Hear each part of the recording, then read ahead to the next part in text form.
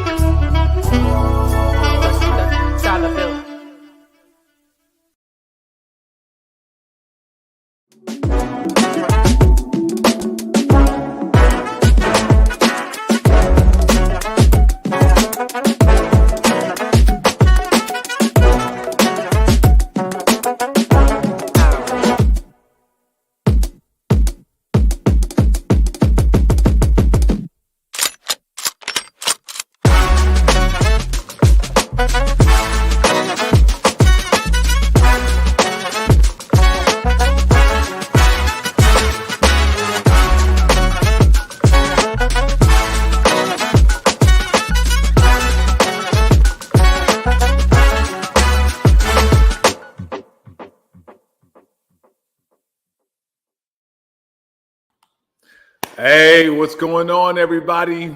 Welcome back to our Financial Freedom Series. Look, I don't know if y'all tapped in yesterday, but if you did, just say we was here yesterday. We was here, but yesterday, my man Issa, man, he brought up a strong word. He gave us some good counsel on how we can get freedom through the real estate. Guys, all week, we're talking about getting people freedom, right? You know what I'm saying? And when I say freedom, the way we define that is being able to do what you want to do, when you want to do, how you want to do it without the burden of financial anxiety. And so, look, guys, we're setting people free. We're setting the captives free. And look, we got the squad. So yesterday, we looked at real estate as a mechanism, as a vehicle to get the freedom that we so long and so need. And I can tell you right now, if you don't got real estate in your portfolio, you're missing out as Issa talked about yesterday. And I don't know, again, man, I was so pumped.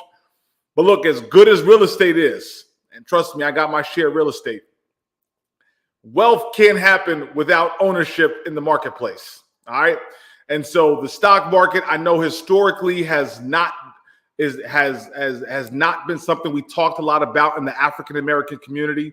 If I could be frank and honest, it's one of the reasons why our net worth continues to decrease over time, is because we're not leveling up in the stock market. And so look, the goal and intent today is to try to simplify this thing so that we can experience freedom by leveraging the stock market and how that marketplace can really get us what we need. And so look, I searched high and low. I had to find the right guy for this. And there's no better guy than Stephen Nung. Let me tell you something about him, man. When I first was losing with money and I was really trying to get my act together, he was one of the first people that I talked to. And he ain't just come and tell me what to do. He poured into me, man. He taught me. He literally showed me. And as a result, he became more than just a financial advisor of mine. He became a coach. He became a mentor. And I'm glad to say he's become a friend. And so, guys, listen, just like yesterday, Stephen's going to give us a presentation. He's going to talk to you about his story and how he's using the marketplace to win. My ask is that you guys show love. I want you to lean in, show love in the comments. Say, welcome, Steve. Welcome, Steve. Welcome, Steve. Show love in the comments. He's going to talk to us, and then we're going to make sure we get Q&A with him afterward, because you know we're going to be picking brains. We want to make this practical. So anyways, after this video, we're going to hear from no other than my main guy, Stephen Ng. I'll see y'all.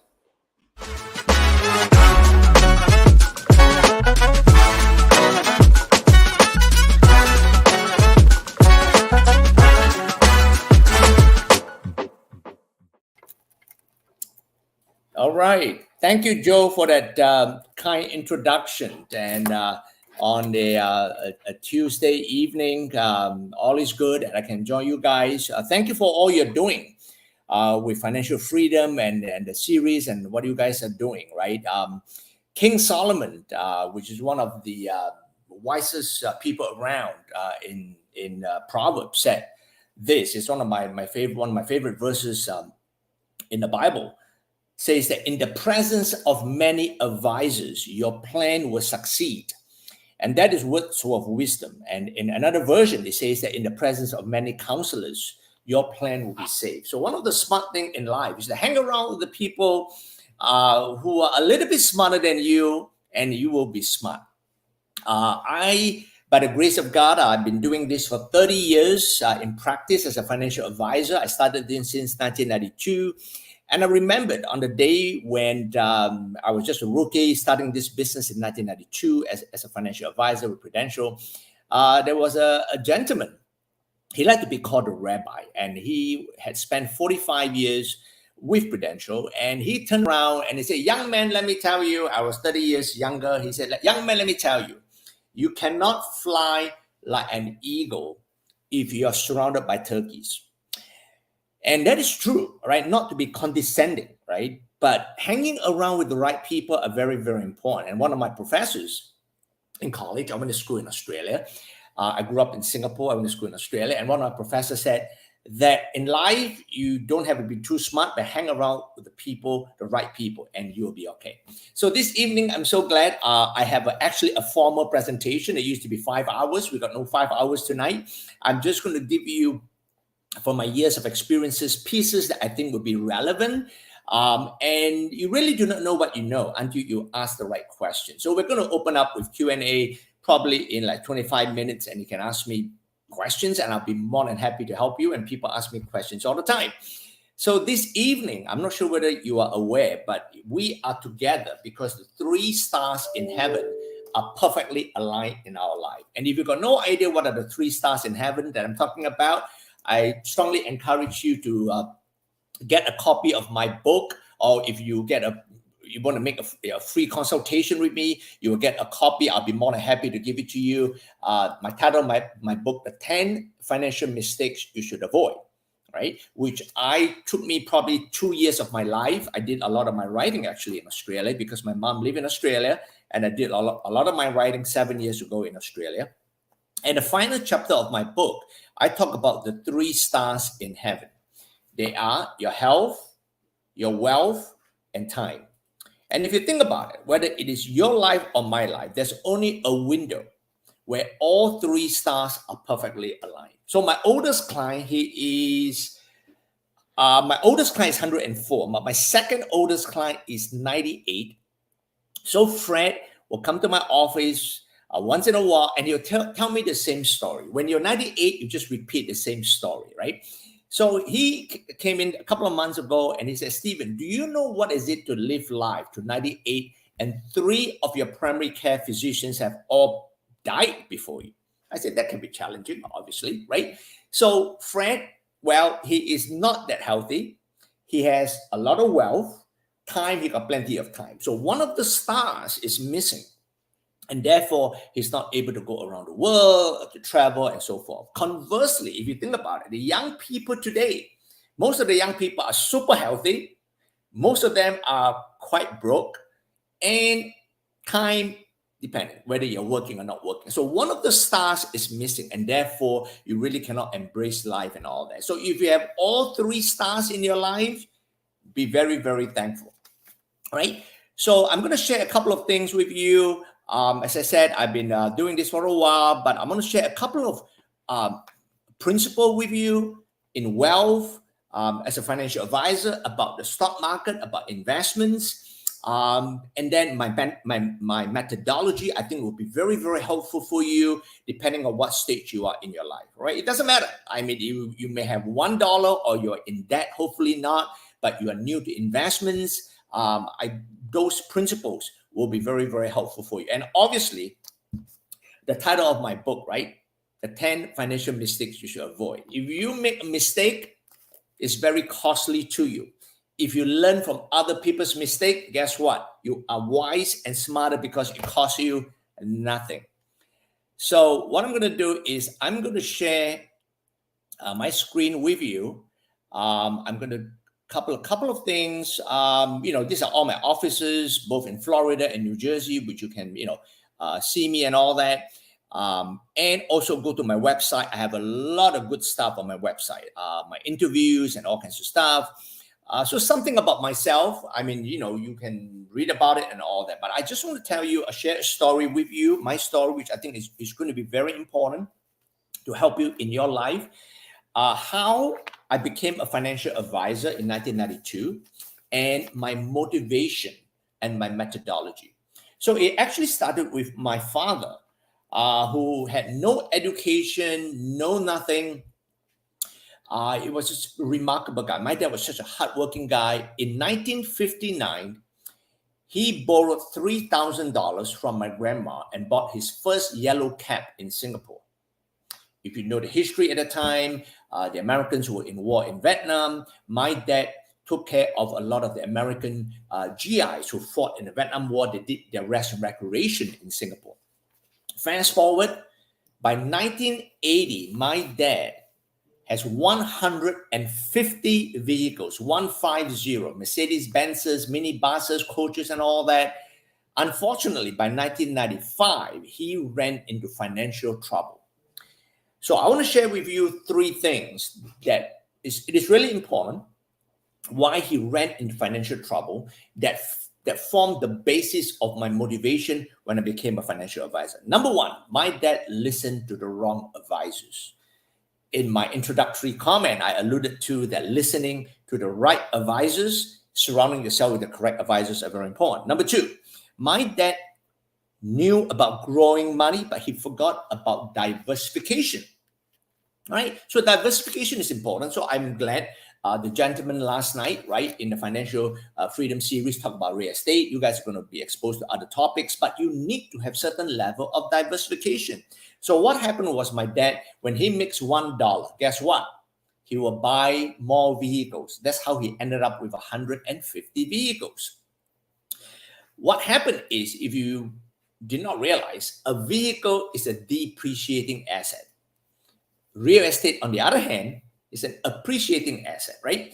So my mom, a little bit wiser than my dad, told my dad, you should really buy a real estate. So thank God my dad listened to my mom, bought our first childhood house, zero debt. My dad literally wrote a check for $37,000 in 1967 and bought the house without a mortgage. That is pretty amazing, right? For a person with no education and doing that, that is pretty amazing.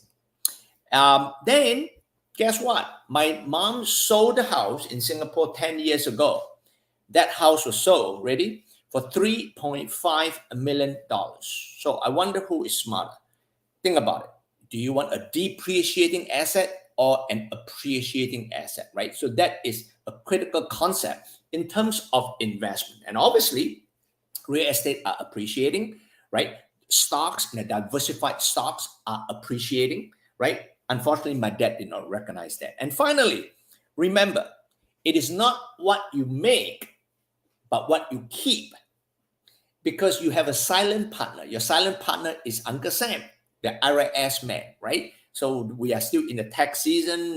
Most of you may not be happy paying tax and all that. Hopefully you're making money and therefore you're paying tax, but you have a silent partner. So remember, it is not what you make, but what you keep that is important. So I just want to share that with you. So when I became a financial advisor, my motivation was this, that we need to do three things that form the basis of what I do every day for the last 30 years and my team both in New Jersey and in Florida. We are very good in growing our clients' money, in protecting your wealth and leveraging your wealth. Please go to my website. You can hear all my interviews and all that with Wall Street Journal and all kinds of stuff to save you time. I'm very, very thankful for my team. Remember, it is not the power of a lone wolf, but it's the power of the pack. You always need to have a team behind you. Strategic partners, right? Your advisors, your partners. I have a team of CPAs, estate planning attorneys, tax preparer, and all that, both in New Jersey and Florida. We get a lot of incredible feedback from BlackRock, Franklin Templeton, Lord Abbott. We get a lot of referrals. We have been in the world of Dave Ramsey for the last 10 years. Out of my 30 years in practice, we get a lot of referrals. My office in Florida, I just want to skip forward. My office, most of you will be seeing me in New Jersey. This is my office head office in Springfield, New Jersey. We like to drink coffee and all that. So I just want to skip forward. My family, right? This is my motivation. That's why I go to work, every day. This is some of our trips around the world. This is an important slide. Are we in a state of emergency? So I want to show you the pain. Someone once said that when you wake up in the morning, you are either motivated by pain or by gain. So I just want to show you this. Hopefully, this will not be your situation. Right now, 75% of retirees will end up having to work throughout their retirement. That's not retirement. That's not very good, right? That is sad that you really cannot retire because you have not planned, you made other mistakes, and that's not good. Someone once said that most people spend more time planning for their vacation than their retirement. That's not very good. I can tell you that this is talking about the stock market. The S&P 500 represents the 500 most actively traded stocks in the market. So if you look since 1929 to now, in the long term, let me tell you, nothing will beat the stock market. It just keeps going up. In the short term, there are volatility. But if you look at the long term for the last 100 years, stocks, a diversified portfolio, right, appreciate and not depreciate. That is important because money makes money. That's what happened, right? So even with all the crazy MERS, Ebola, COVID-19 and everything, if you look 12 months later, the S&P is almost always up. If you look at this, look at the Russian invasion. If you look at Russian invasion of right now, unfortunately, in Ukraine, right, 90% of the time, look at all the Russian aggression, the market is always up. So we're confident that the market a year from now, all right, if I get to speak in financial freedom, I can tell you the probability the market is going to be up in the long term, right? So I just want to share with you right now two very, very important strategies of what we do, right, which is growing our clients' money, protecting your money, and leveraging your wealth. So depending on where you are, whether you're nearer to retirement or not near to retirement, you always need to have paychecks and guarantee paychecks. Most of you who are younger, meaning you are under 50 years old, you need to have play checks right now. That means you're growing your money. So what we do in the Stephen Ng's world, my recommendation over my 30 years is for the play checks, you really want to get into mutual funds, not really into a single stock, right? So buying a single stock, well, if you buy the right one, if you buy Amazon, if you buy IBM, or if you buy a Tesla at the right time, it may be good. But we prefer to grow and to diversify because protection is important. So a mutual funds, usually, let's say you buy Fidelity or BlackRock, usually have 100 stocks, meaning 100 companies. So your diversification is much better. Just in case if one company go down the drain, you still have another 99 companies. So you're not going to lose your shirt. So that is important. Now, in all investment, remember, you always need to know the return, the risk you are taking, and how much it's going to cost you, right? So we will, when you become our clients or before you become our clients, we'll be happy to just share that with you, to show you what we do in terms of running a financial MRI. A financial MRI is, hey, when we run it, we use a Morningstar analysis so that you know the return, the risk, and the expenses. So we manage money, and we manage millions of dollars actually, right? But money makes money. It takes a while.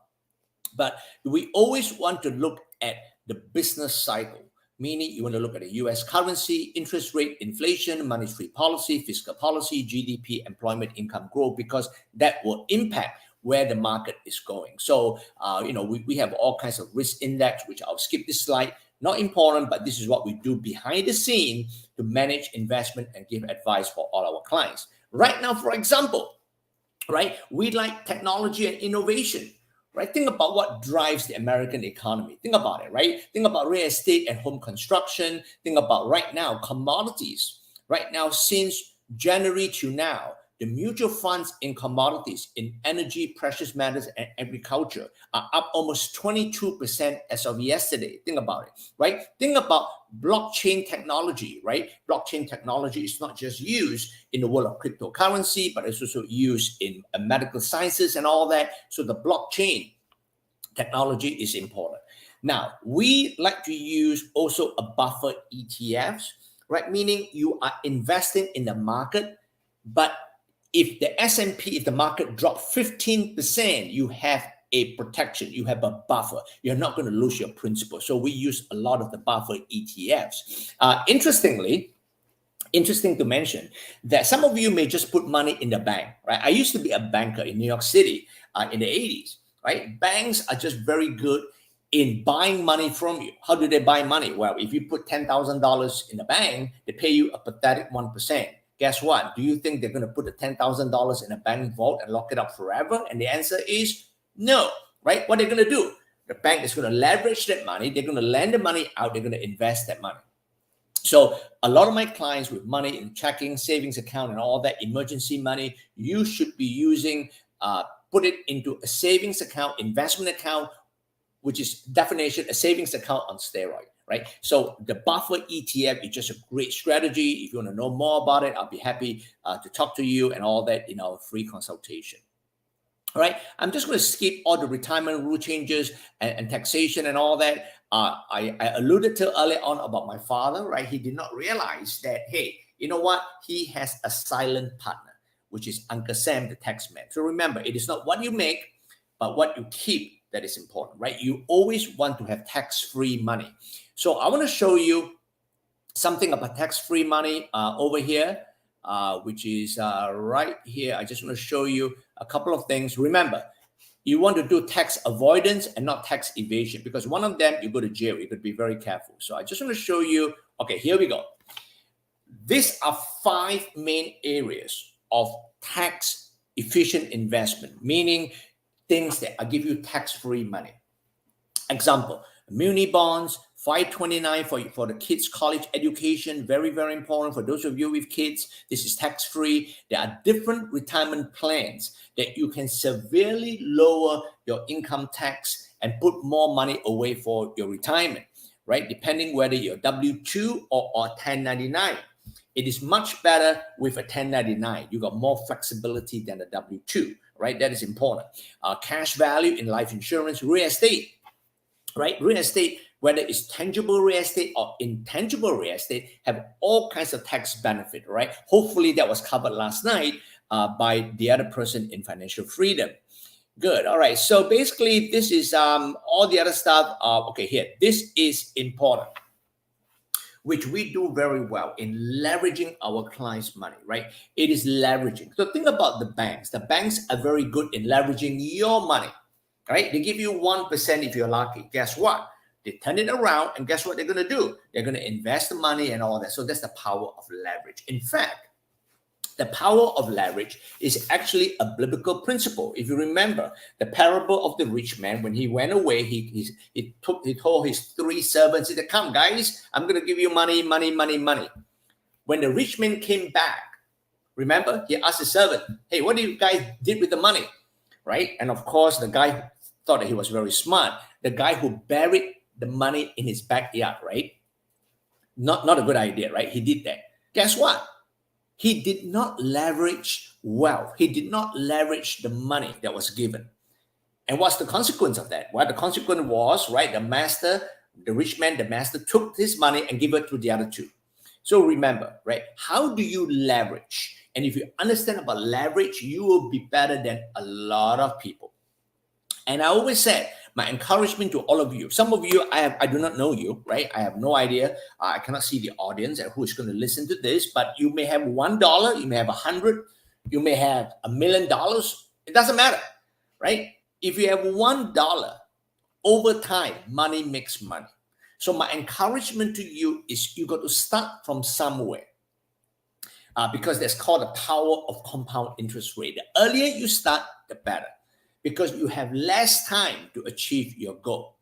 That is important. So interestingly, in preparation for this webinar, I did a quick computation on my HP calculator, right? And I said, if you put in $10,000 and you did nothing else for the next 20 years, assuming you're going to get a return of 10% each year, which is the average return, for the next 20 years, and you did nothing else, your $10,000 via leverage and via compounding would have grown to exactly, no guessing, 67,275, around 67. So you've grown it by almost 6 times.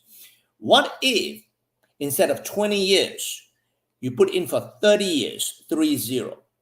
Guess what's the answer? The answer is not 120. The answer is actually 174,494. That is the power of compounding, ladies and gentlemen, right? So the math that I just did proved to you that the earlier you start, the better it is. It doesn't matter whether it's $1, 10,000, 100,000, but money makes money over time, and that is amazing. So I just want to share that with all of you. All right, so a couple of things. I can skip my case study. I just want to go back to my last slide, just for the sake of time.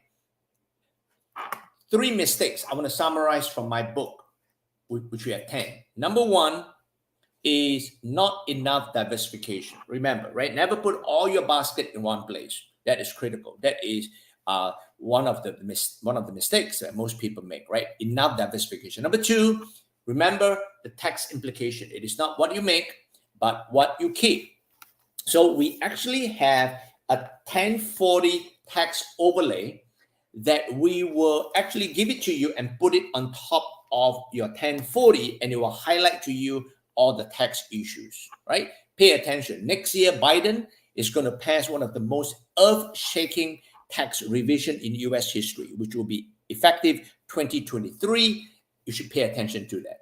Finally, you always need to have a second opinion. So whatever your situation, hey, I'm the kind of guy that you take a look, interview a financial advisor, because different financial advisors have different methodology, and you always want to have another opinion. All right, I think I am done, and I just want to show, okay, this is our client engagement process. We just do not, just engage a client. We like to know you. we like to explain and educate you, and then we have implementation, and then we have review, and we just do have a lot of educational meetings and all that to help all our clients. So that's our client engagement process. And then this is my book on the PowerPoint to share with all of you. And then I have a final slide. If you want to have a meeting with me for a free consultation, please send me an email. All right.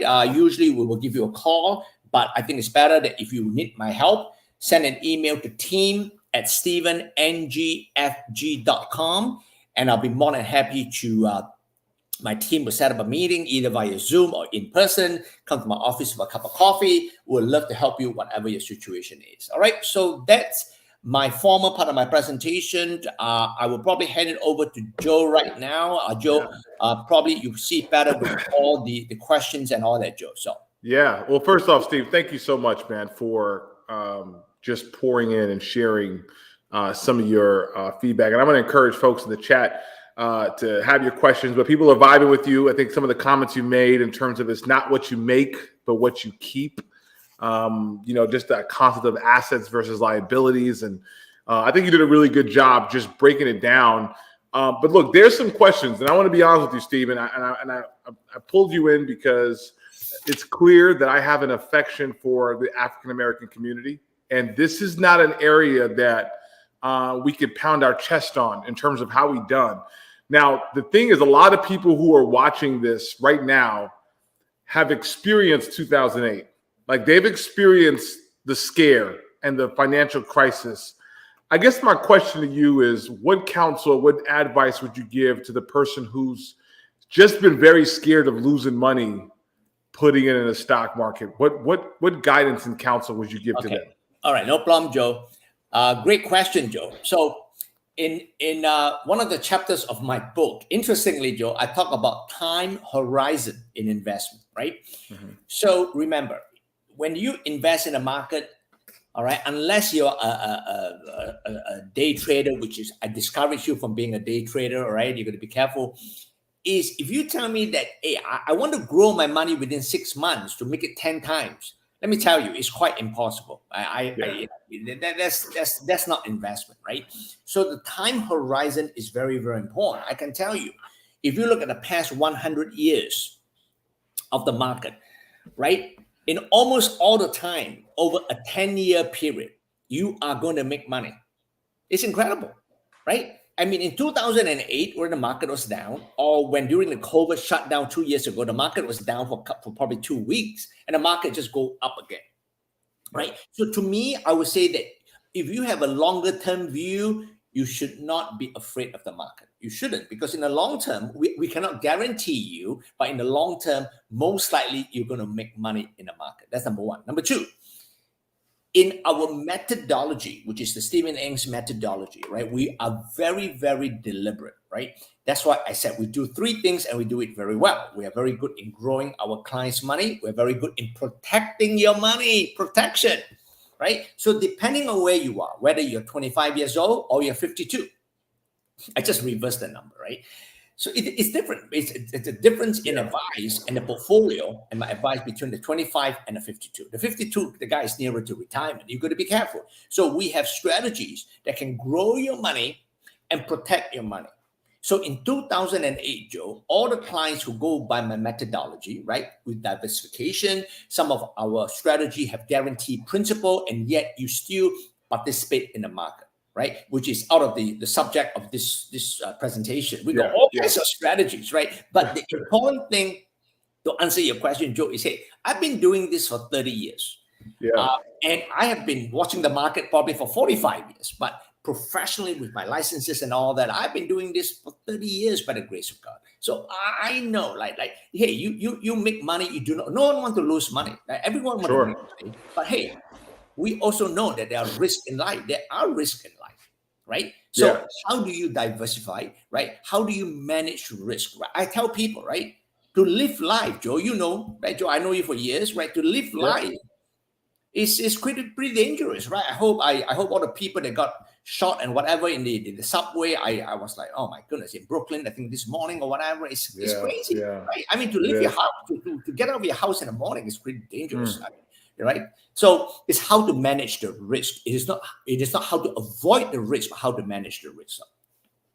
No, I appreciate that. And guys, look, I'm gonna tell you right now, what I'm learning more and more about the American economy, it's resilient. Like, I think there was a slide, Steve, you had talked about all the things that we've been through. Spanish flu, pandemic, wars, right? 3, 4 different wars that we've been through, all kinds of crises. And like, regardless of everything that's happened, America's been pretty resilient. And I love the fact that you talked about diversification, because the reality is this, diversification spans beyond just, do you have stocks? There's so many variations of stocks. There's, you're thinking, are you just betting only on US, or are you looking at other international markets? So many things that, like, guys, we have to be intentional about this. But the good thing is that the underlining theme is that the market is resilient. And I love what you said, Steve, in terms of long-term thinking, right? People who build wealth, they don't think 6 months out. They don't think, 6 weeks out. They're thinking, how do I make sure that I'm putting my stuff in assets that can grow over a long period of time? So I love that. I want to ask you something. And I don't want to, if I'm misspeaking on it, my apologies in advance. But you talked about this concept of play money versus pay money, right?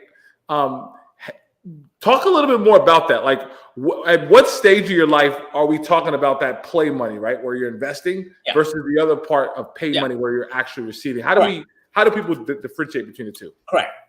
For most people who are pre-retirees, that means you are you're still working, you're not retired yet. Mainly, it will be the strategies are just play money, right? Mutual funds, ETF, and all that play money. But the pay checks. So there's play checks and paychecks. The pay that's what it checks, was. Yep. when you get, it rhymes. Play checks, paycheck, right? So the paychecks are the guaranteed paychecks. It comes when you are retired, right? That's important. So you work like 40 years, you busted your chops, you work for 40 years. Hey, the day when you come is you're no longer accumulating money in your 401, IRA, Roth, or whatever, right? You kick all the kids out of the house. Now you're going to enjoy life, right? That is the decumulation or the distribution. The strategies for decumulation and distribution are different. And you definitely need to have guaranteed income, because you never know what is going to happen, right? You may, from the time you retire, Joe, at 65, you may live to age 100. My oldest client is 104. Hey, there's something called longevity risk. You do not want to run out of money, right? So that's where the guaranteed paychecks come. But I think for most of your audience, I think they are probably under 50. I'm just saying, I have no idea who are tuning in, but I'm assuming they're under 50. Therefore, they will predominantly have more play money. So. Love it. I want to take a question from Kimon. He says, how can we make sure that we are preparing ourselves well to not have a huge tax hit as our income goes up? Okay, great question, right? So remember, right? If you make money, you're going to pay tax. That is the beauty of America and a lot of countries and all that. Also, remember, right? As I said, I alluded to earlier on, it is not what you make, but what you keep.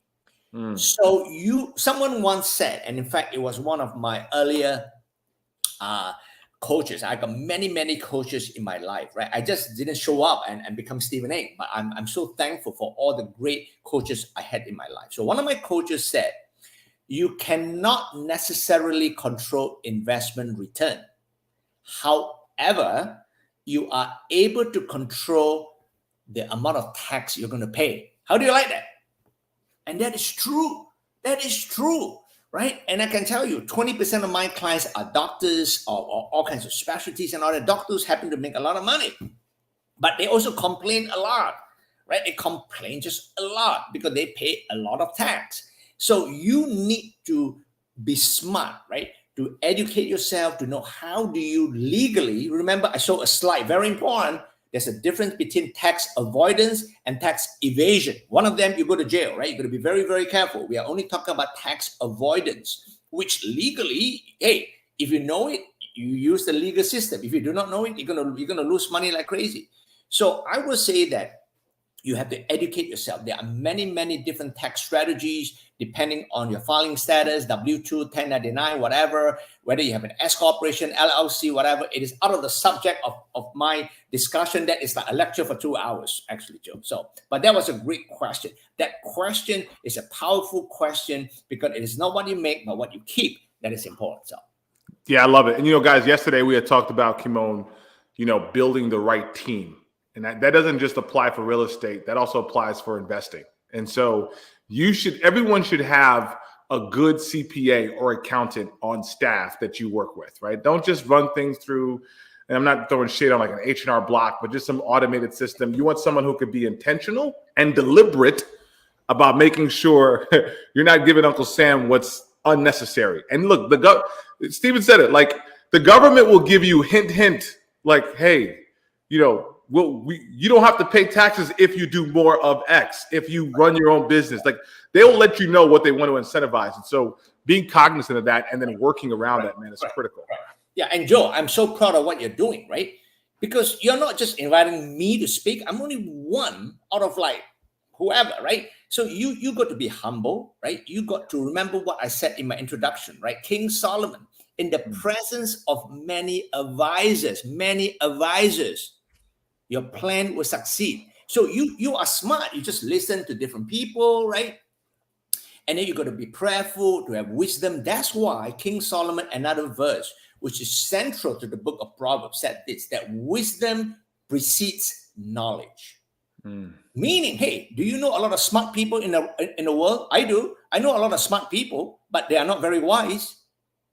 Think about it. I know a lot of smart people, but they just make not very wise decisions that are very, very costly, right? So thank you, Joe, for assembling all these advisors and all that, and it will help you out a lot. Listen to the right advisors.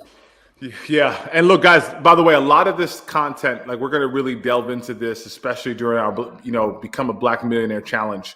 But look, I've been coaching and guiding and talking to, a lot of folks. And this is a question I hear a lot, Steve, and I definitely want your opinion on this.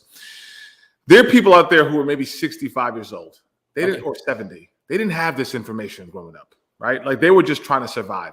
And they find themselves here now with no retirement or minimal, and they know Social Security is just not enough. Okay. Like what counsel, what hope do you give that individual who may not have anything today?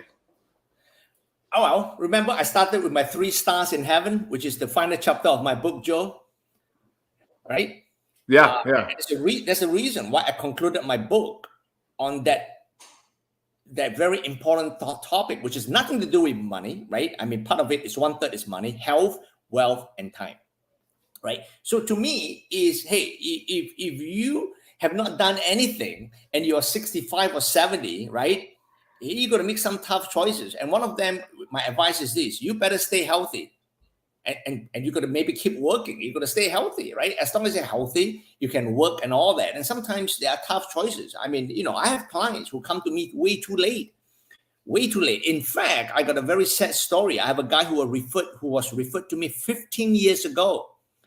I just saw him 6 months ago. He's 90 years old. 90 years old. The guy is running out of money. His long-term care every month is $20,000 a month.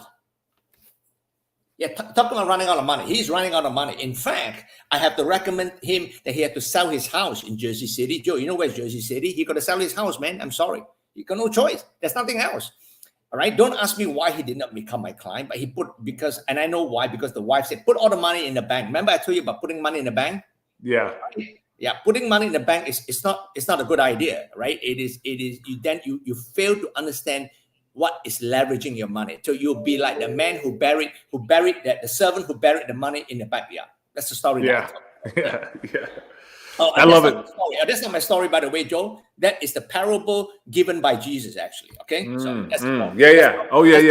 That's in the Bible. So I love it, man. I love it. And look, that's a good point. 65 really, in the grand scheme of things, Steve, it's not old, man. It's young. Like think about it. Like if you can live to 100, that's 35 years, and a lot of damage could be done in 35 years. And so I appreciate that counsel. So if you're 65 and watching this, don't give up. Don't think it's over.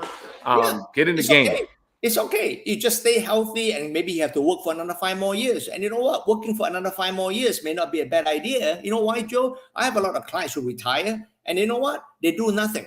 If you retire and do nothing, first of all, it's not a very good idea, because there's an English word, Joe, that I talk about it all the time. The English word is called atrophy. Atrophy meaning if you don't use it, you lose it. So if you sit around and watch TV every day, believe me, you will be totally pessimistic, and every day will be the end of the world, because there's not much good news on the TV anyway. So yeah, no, I love it, man. All right, so talk to me about this. You had mentioned it, man. This thing, compounded interest. Warren calls it, one of the eighth wonder of the world. Correct. Can you just maybe explain that a little bit? That might be a little bit confusing for some. Like, how would you, in a simplified way, explain what compounded interest and why that's I don't want to say a force multiplier, but why that's so important in wealth building? Yeah, which I not just spoke about it, but I gave a precise example. I actually went to my HP 15 calculator, and I give you the exact mathematical to the dollar, right? Because money makes money is the exponential power of over time. And that's the law of nature, the law of exponential growth, right? That's why I said, if you put 10,000 at 10% for 20 years, it's exactly 67,000 and change. But if you keep it for another 10 years, meaning instead of 20 years, it becomes 30 years, it grew exponentially to 174,000, right? So the lesson to take away is this. If you are 30 years old today, right? Think about it. If all you did was put $10,000 when you're 60 years old, you more than 17 times your wealth. 17 times your wealth. That's how you leverage your money, right? As opposed to when you are 50 years old and you try to put $10,000 for 10 years. Believe me, it's not going to reach 30,000, right? It's not. Yeah. Because you got less time for money to work for you. So for those of you who are listening, listen, right? The earlier you start, the better. The problem with most people, Joe, which you know me, I love to give people. I give a lot of advice to young people and all that. My daughter's a financial advisor. She's been in the industry for 10 years and all that. And I tell all the young people, right? Listen, if you make $1, this is the Stephen Ing's cardinal rule. This is important. If you make $1, please don't tell me you're spending $1.20. If you make $1, you spend $1.20. It's called you're on the road to bankruptcy. Got it? Right? Very simple, right? Math do not lie to you. If you make $1, you should be spending 70 cents, and 30 cents should be saved and invested. All right? It could be 20%, it could be 20 cents, it could be 30 cents. I mean, whatever you're making, if you tell me you make 100,000, right? You should be saving at least 20 to 30,000. Yeah. If you spend 120,000, you're in trouble. So my point to all of you is this, right? Watch your budget. Watch what is coming in, what you're spending. And Joe, you know that, right? Most of the time, what people are doing, they're buying junks. And I admit too, sometimes, hey, do I need it or do I want it, right? So it's an economic decision between want and need. Most people want a lot of things, but think about it. Do I need it? I may want a lobster. I may want a lobster for dinner. I'm kind of hungry right now, dinner time. I have no idea what my wife is cooking. I mean, it would be nice to have a filet mignon with a lobster tonight. But honestly, all I need maybe some vegetables, something healthy, a couple of oranges, some salad. Maybe that's all I need, right? Yeah. It's critical, right? So watch your budget. Most people overspend, right? So to me, that is really, really important. If you can put away 20% of your income, believe me, compounded over 10%, you will be so wealthy. You can even retire at 50 years old. That will be beautiful. Yeah, the guys, look, man, and Stephen, you speak. That's so truthful, because a lot of us are giving up away our freedom. Like we're talking about financial freedom. We're giving up away our freedom for a good time. That's what it really is, or things that we don't need, right? A bag, a car, and so we know we have a dollar. In this case, we spend $2 because we're trying to impress broke people that we're not broke. And look, when you start doing things like that, Steve, you said it's you're on your way to bankruptcy. And so I appreciate that. I do have another question. I'm gonna take this one from the audience, and this one I get this question a lot. It's semi-controversy. I have no clue what your input. I don't think you and I have ever talked about this topic. But someone says, "What are your thoughts on cryptocurrency and investing in it?" No problem. Believe me, that question is asked to me almost a couple of times a week for the last 3 years. Yeah. All right. So full disclosure. Remember, I got all kinds of licenses, right? I got 7, 6, 24, 26, whatever. Man, I got all kinds of licenses. So I got to be very, very careful, because people who got no license, they can tell you whatever they want to tell you. But I got to be very careful, because this is recorded, YouTube, Facebook, whatever, right? So full disclosure, right? Right now, my broker dealer, which is SagePoint, we cannot give you specific advice on cryptocurrency. So I cannot tell you, hey, buy this. I cannot tell you anything. I can give you general opinion. That's fair. Yep, so that's fair. Ask Stephen Ng my general opinion. I can tell you right now, the government agencies, they're all confused. Meaning the central bank, the SEC, the IRS, everybody is confused. They have no idea how to handle cryptocurrency. It is in the midst of this confusion. That's why I cannot give you anything specific. Yeah. However, if you ask me, I can tell you that it will be a currency, and this is only my personal opinion, that it will be a currency of the future. When, I do not know.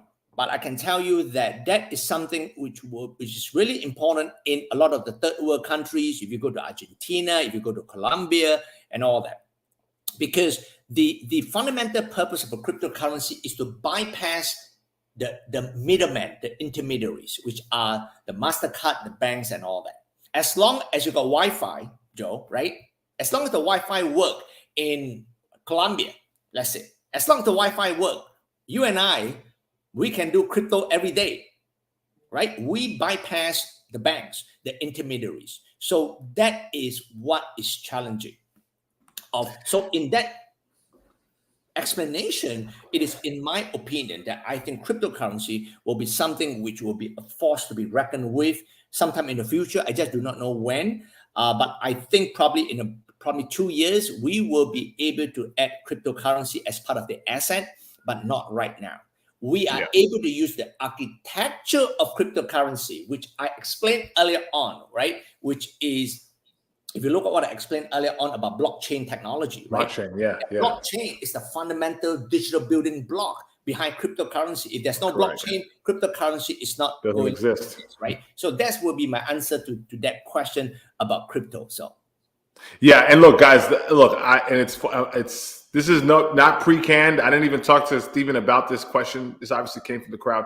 The blockchain is a game-changing technology. Like in terms of, and I've sold into the financial industry.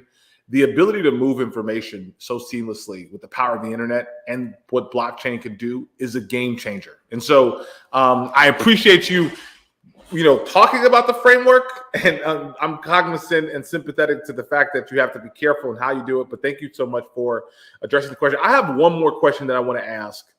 And I think this is something that I'm hoping everyone listening is tuning into this question. One of the challenges we have in our community, Steve, is just getting started.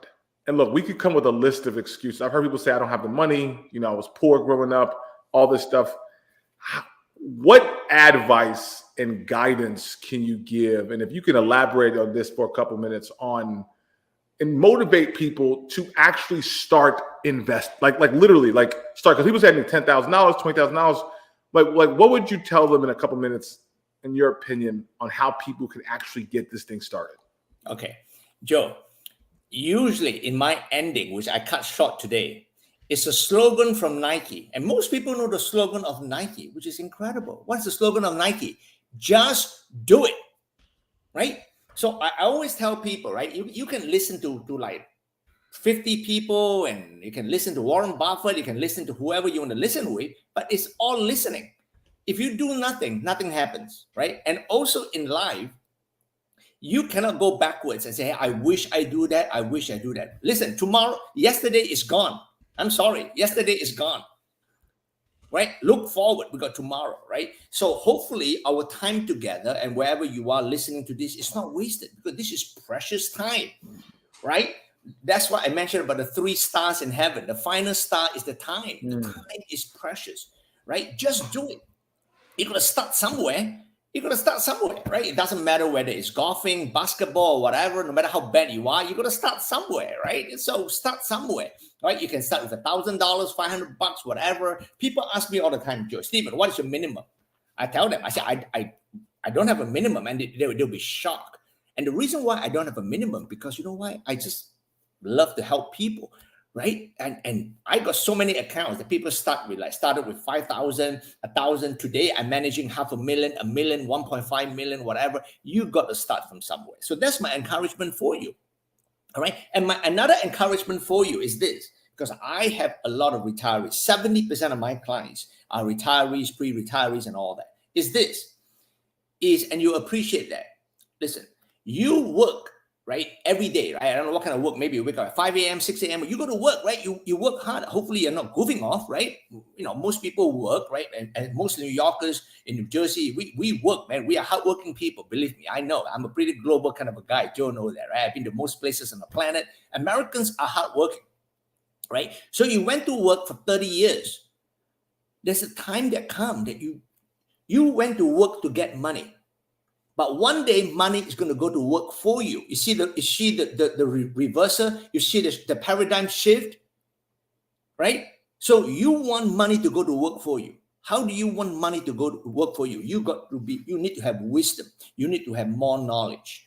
And that's how you do it. So that's my motivation for you. Unless you want to tell me you want to work until the day you drop dead, hopefully not. But you want to work smart for money to go to work for you. So, Steve, let me just say, and this is a great segue. Thank you so much, man, for, again, taking the time out. I know you're really busy, and every time I call you, you know, I express, hey, look, I'm doing this for my people. I need you to come through, and you've never withheld back any information. And look, I am grateful for you, and I appreciate you, guys. I need you to say a thank you to Stephen for tapping in today. Look, guys, we are just getting rolling. Like, guys, we spent yesterday talking real estate. Today we talked about this concept of the stock market and why it's important.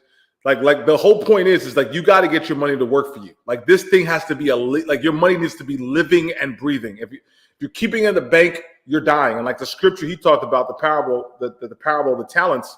You know, the rich man came back and called him a fool because he didn't use his money. Here's the thing, guys. We cannot operate in fear no more. We can't operate in fear. Now, tomorrow, I'm going to be the guest speaker. And guys, listen to me. It's time we have a family meeting. All right. I'm going to be talking about our debt issue, but I'm going to talk about debt in a way you probably never, ever heard about it before. And we're going to get biblical. We're going to get real. We're going to get honest about our current condition. Guys, this isn't a game. Like I'm trying to get y'all to a place of freedom, and I'm walking you through, I'm hand-holding you through all of this, because if we're going to take it to the next level, not only do we have to make our money work for us, but we got to be in position. So tomorrow we're going to be talking about debt, but we also going to be talking about this idea of ownership and why a lot of us are giving away our ownership to be able to have a time that we think is good, but in reality it's not. And so look, I'm going to be pouring in tomorrow. I need you, your family, your children, your wife, your uncles, your aunties to be locked in tomorrow because we ain't shying away. One last thing before I let you guys go. Yesterday, we had officially launched our Become a Black Millionaire Challenge. All right. We talked about this challenge. This is the underpinning focus of me right now. Guys, if you talk to anybody on my team, like this has been on my heart for the last 6 months, and it's been leading to this. And that is I'm on a mission to create and build a generation of Black millionaires who are operating in purpose. Because we got to get back to what we were before. Before we were slaves, we were wealth builders. We were creators. And so this challenge is available right now. If you go to www.becomeablackmillionaire.com and sign up And I'm asking y'all to give me 3 days. We're going to double click and we're going to get into debt elimination. We're going to talk about investing. We're going to talk about real estate. We're going to give you the groundwork, the same thing that took me from $100,000 in debt to becoming a multimillionaire right now, because I made moves and I listen to people like Steven and I listen to people like Issa and I tapped into people like Myron. The same thing I'm pouring into y'all is the same thing I'm gonna need y'all to lean in with. Anyways, guys, I love y'all.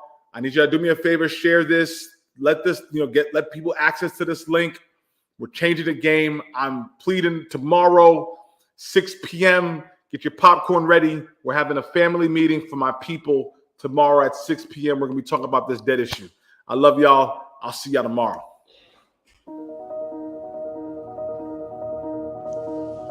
Growing up, we were told that our people were just slaves, that our contribution to the world was just in physical labor and in the cotton field. But I know a different history. A history that says we contributed to the world in areas of mathematics, science, medicine, philosophy, and most importantly, our people were wealthy. We were owners. It's time we get back to our roots. It's time we build a generation of Black millionaires who are operating in purpose, on purpose. Visit www.becomeablackmillionaire.com. And I'm going to give you the tools on how to get it done. Let's build.